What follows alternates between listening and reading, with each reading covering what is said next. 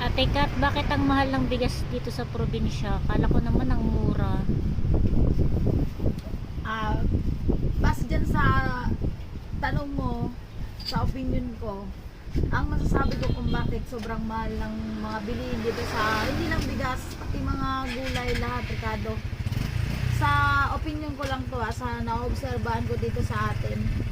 Dahil, kadalasan dito may kalamidad kagaya ng bagyo, may mga hindi tayo inaasahan na mga pangyayaring kagaya ng bagyo, nagkakaroon ng nawawala ng pondo yung mga ating mga farmers dito. Kumbaga, hindi pa nila na-harvest yung mga tanim nila, kagaya ng palay, pinauutang na nila yan. Kaya yung nangyayari, imbes na magkaroon tayo ng sarili nating pondo na mga pagkain, kagaya ng bigas, pinadadala pa to sa ibang lugar. Kaya, pag wala na dito